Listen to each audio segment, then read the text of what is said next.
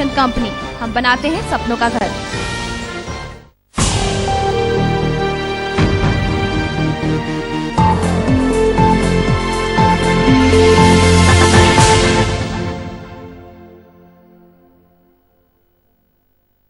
नमस्कार, आमने सामने न्यूज में आपका स्वागत है। मैं हूं दीप्ति थापा।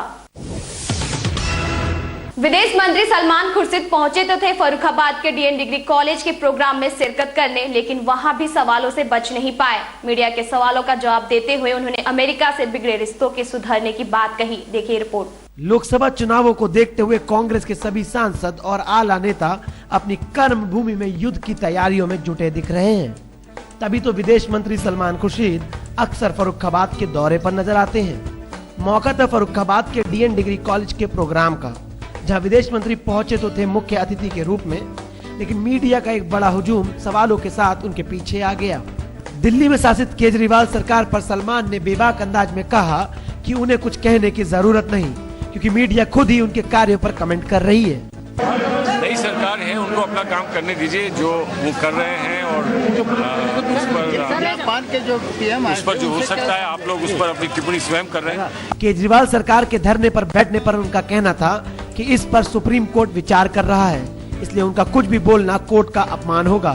देवयानी खोबरागढ़े मामले से अमेरिका और भारत के रिश्तों में आई दरार पर विदेश मंत्री का कहना था बहुत जल्द रिश्तों में सुधार आएगा, जिसके लिए दोनों देशों के अधिकारियों का समूह बनेगा जो पिछले 2 महीनों में उठी समस्याओं पर निर्णय लेंगे। विदेश मंत्री जॉन केरी साहब से भी बात हुई, लेकिन क्योंकि मैं उनसे अलग भेद कर रहा था, इसलिए जो अभी कठिनाइयों का सामना हम लोगों को दोनों देशों को करना पड़ा पिछले 2 माह में, उसके संदर्भ में बात हुई। जिस तरह कुछ दिनों पहले कांग्रेस ने अपने प्रवक्ताओं की टीम को बदलते हुए उसमें सलमान खुर्शीद को शामिल किया है, उससे विदेश मंत्री के बयानों में शालीनता भी दिखाई दे रही है। ब्यूरो रिपोर्ट, आमने सामने न्यूज, फर्रुखाबाद। जनवरी का महीना खत्म होने पर है और ठंड का कहर अभी भी पूरे उत्तर भारत में जारी है। एक और जहां यूपी के बेवर मैनपुरी में लोग ठंड से बचने के लिए अलाव का सहारा लेते दिखे, तो दूसरी ओर राजस्थान के भिलवाड़ा में घने कोहरे और तेज हवाओं के चलते फसलें खराब हो रही हैं। कुदरत और मौसम में आए बदलावों से जहां अभी तक आम जनता का जीना दूभर हो रहा था, वहीं अब अन्नदाता माने किसान भी इससे अछूते नहीं है। जी हाँ, घने कोहरे और ठंड की मार अब खेतों तक पहुंच गई है। राजस्थान के भिलवाड़ा में लगातार हो रही बेवक्त बारिश ने तो फसलों को नुकसान पहुंचाया ही था, वहीं अब घना कोहरा और तेज हवाएं जख्म में नमक लगाने का काम कर रही हैं। तेज रफ्तार से चल रही हवाएं और कोहरे ने खेतों में खड़ी फसलों को जमीन पर सोने के लिए मजबूर कर दिया है, जिसमें किसानों को फसलों की पैदावार में काफी नुकसान उठाना पड़ सकता है। पारोली क्षेत्र में सरसों समेत चने और मैसूर की फसलों को भी काफी नुकसान पहुंचा है। अभी तक जहां शीतलहर हमें घर में बैठने के लिए मजबूर कर रही थी, आने वाले समय में फसलों के नुकसान होने से महंगाई एक बार फिर दबोचने के लिए तैयार है। उधर उत्तर प्रदेश के मैनपुरी में भी कड़ाके की ठंड देखी गई, जहां घने कोहरे से परेशान लोग आग का सहारा लेते दिखाई दिए। एक और बाजार की दुकानों में ठंड की वजह से सन्नाटा पसरा हुआ है, वहीं लोग ठंड से निजात पाने के लिए लकड़ी का सहारा लेते दिखे। ठंड का कहर इस कदर हावी है कि कस्बा बेवर के अमर सिंह राठौर की भैंस ने दम तोड़ दिया, जो उन्होंने 2 माह पहले 72,000 रुपए की खरीदी थी। सरकार जहां अलाव की सुविधा देने में पूरी तरह से फेल हुई है, वहीं समाज सेवी संस्थाओं ने अलाव देकर लोगों को कुछ आराम तो दिया ही है।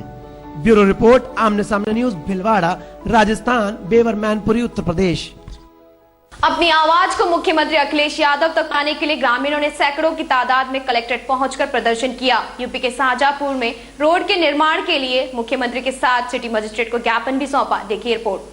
उत्तर प्रदेश के शाहजहांपुर में शहबाज नगर और आसपास के दर्जनों गांवों से ग्रामीणों ने अपनी आवाज को प्रदेश सरकार तक पहुंचाने के लिए हजारों की तादाद में धरना प्रदर्शन किया।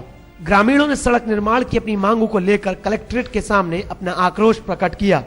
ग्रामीणों की मांग है कि शहबाज नगर मुख्य रोड का निर्माण कराया जाए, जिसकी वजह से सभी गाँव वालों को काफी परेशानी का सामना करना पड़ता है। दरअसल शाहजहांपुर की शहबाज नगर की मुख्य रोड काफी जर्जर हो चुकी है, जिसके कारण ग्रामीणों को आवागमन में काफी दिक्कत होती है, जिससे परेशान होकर ग्रामीण कई बार जिला प्रशासन से रोड बनवाने की मांग कर चुके हैं। इस सब के बावजूद प्रशासन सुन पड़ा हुआ है और ग्रामीण परेशान। अपनी मांगों को अनदेखा होते हुए देख ग्रामीणों ने अपनी समस्याओं से अवगत कराने के लिए धरना प्रदर्शन किया।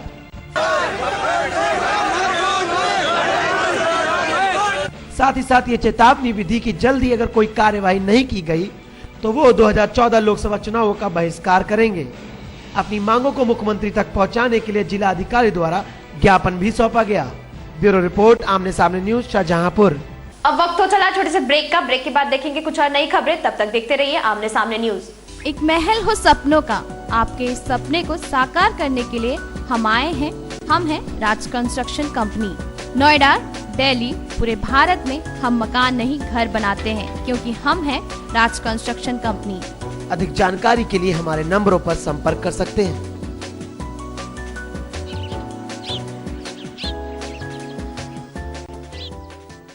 जो होते हैं स्वाद के शौकीन, वो खाते हैं आदर्श स्वीट्स और नमकीन। एक ऐसा स्वाद जो हमेशा रहे याद। उत्तर प्रदेश उत्तराखंड की नंबर 1 नमकीन।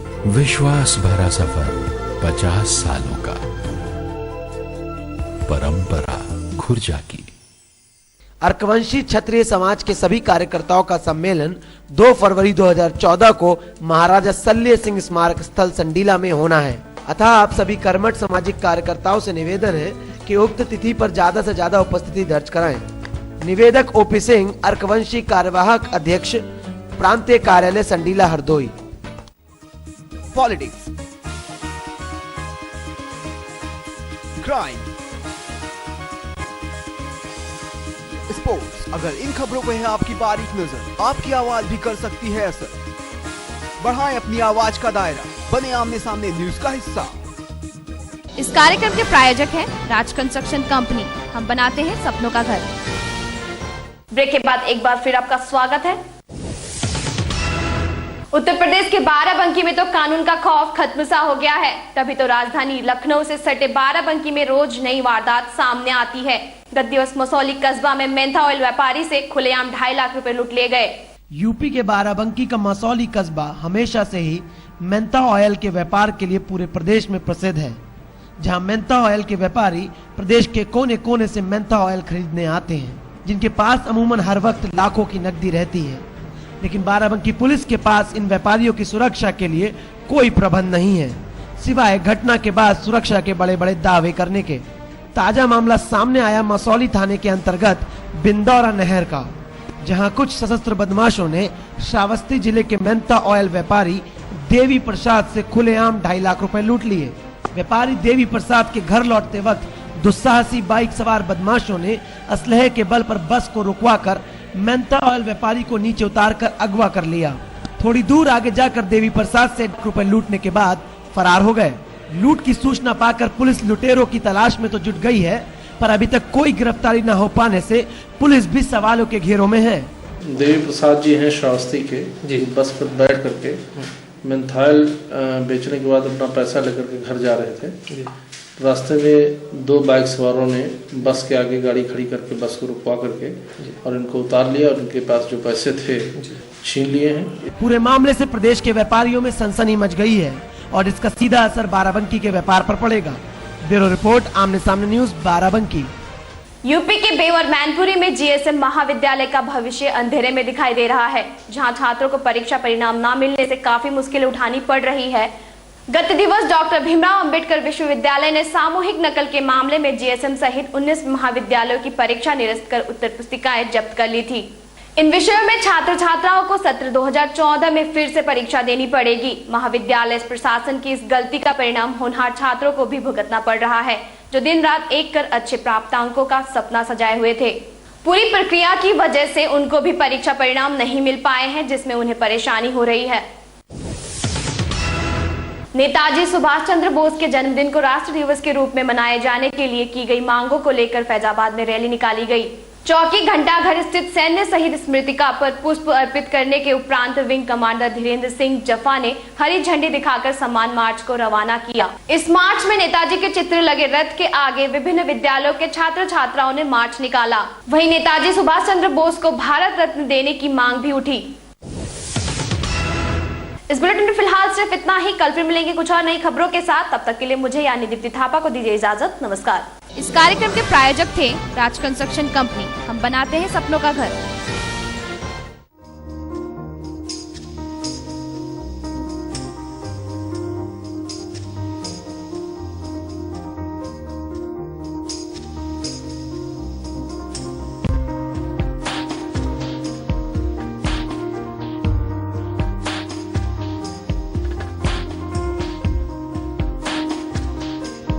India.